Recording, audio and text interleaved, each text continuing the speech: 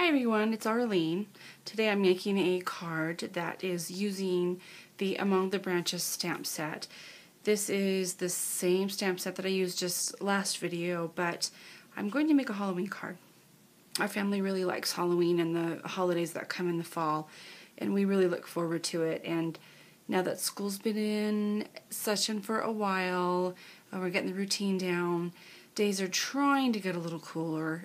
Some days you almost feel fall in the air, and so gets you in the mood for those fall cards, and Halloween and Thanksgiving right behind, and then Christmas of course will come before we're really ready for it. So I'm going to be using this stamp set. It's just the one stamp set today.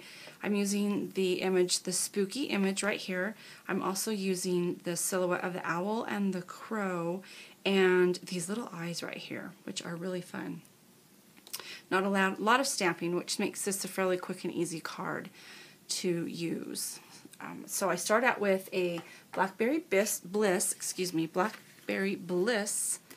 card base, and that's just half of an 8.5 by 11 sheet of paper, and it's folded down to where the size of the card will be 5.5 by 4.25, and then I've got a piece of the tip top taupe, and that's just cut 1/4 inch smaller, so it's 5 1/4 this way by 4 inches.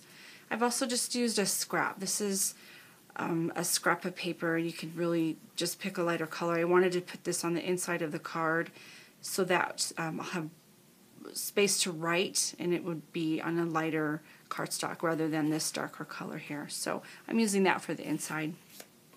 And what I'm going to do with this tip top taupe is using the new Woodland embossing folder. I don't know if the camera will catch this. I hope it does. It's just some fall leaves. Let's see if it works better. There we go. And you'll see that. It's trees, actually, not leaves, but you can see the image of them. So they're fall or winter tree branches, and just gorgeous. So it gives it a nice texture. So let's go ahead and run that through the Big Shot here. So we're taking the base plate. I'm going to run that in there. Take that, and then 2 of my plates, and we sandwich the paper in between the folder, and then in between the 2 plates like this, and then you run it through. And I'm going to run it through a couple of times. Get this out of the way there, just to make sure I get good texture going on and it smushes it down well enough. There we go. I hope it doesn't feel like it turned. Doesn't feel like it was very tight in there. So let's see. Oh, yes, it did. Beautiful. Okay, let me get this out of the way and you can see that. So do you see what that did? Isn't that gorgeous? Nice. It raised just that image up. So beautiful. Okay, and then I'm going to take just basic black stamp pad, and I have a D size stamp block. I tend to use this probably the most. Okay, and then we're going to take this black and we're going to set this. Let's see which way I want to go here. Okay, I'm going to set the owl. I think he'll be on this branch right here. Just like that. Okay, got him not. He needs to be done again. I'm going to excuse my hand if it's in the way. Let's see if I can go over this. See if that works. Yeah, one thing that's good about these clear stamps is that you can, if you don't get the image just quite right, like I did, you can go directly over it. It looks pretty good. Okay, and then we're going to take the crow and do the same thing with that. See if I can ink him up a little bit better. And we're going to put him, I think we'll have him sitting right here.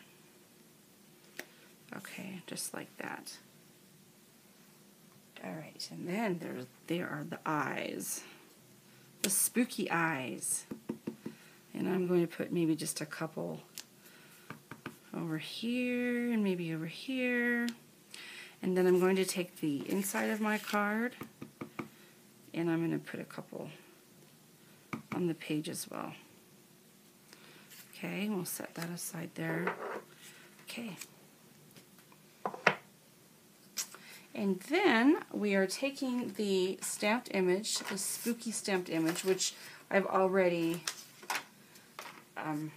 I've used several of these, but I've already stamped it. And the 2-inch circle punch.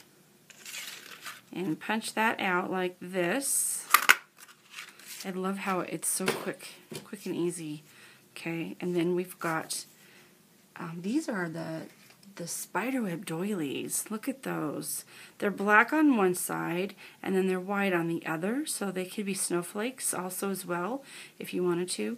They look like spiderwebs, of course, but you can even cut the little fleur-de-lis out and then use those just that as an embellishment. These can make even image of maybe like a gate or something like that, or you can cut all the way around and just use this inside too as an embellishment. So what I'm going to do is just take the 2-way glue pen and glue it to the bag. So we're going to put a little bit of glue here, and we've got a fine tip it's on its way. I believe I should be getting it next week that I just ordered. It's a fine tip glue pen, and that would be perfect. It's in the Stampin' Up's holiday catalog, and that would be a really great way to use with these fine lines here for the cobweb. I'm not going around all of it, but we're going to be trimming some of that off. Just really quick to that. Okay, and then I'm just going to place it to the side. Yeah, like that. I didn't want to hide those little eyes, but I know that they're going to be hidden a little bit. Okay, I'm just going to cover that up. Take some scissors and trim off that excess right there. Like so. And like this. Okay, isn't that cute? Alright, and then I've got this little spooky right here. We're going to take some of my Stampin' dimensionals, and I had to laugh because before I started this video, of course it's like 11:30 at night. It just seems like the only time I can get to make these videos, and I really wanted to make another one. It's been a while, but I swear my kids take these dimensionals. I share a craft area with, it's the computer area and the Lego floor, so they're always, and they love to craft with me, so I'm always misplacing them, or they're misplacing them, so I always seem to have a bunch of packages all over the place. But I did find some, so I'm glad. I'm placing that spooky right on top. It's right in the center of that spiderweb doily.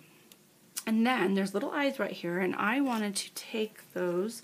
I've got little googly eyes, and we'll see how quickly I can do that here on video. And I'm just going to take a little bit of this 2-way glue and dab it on there.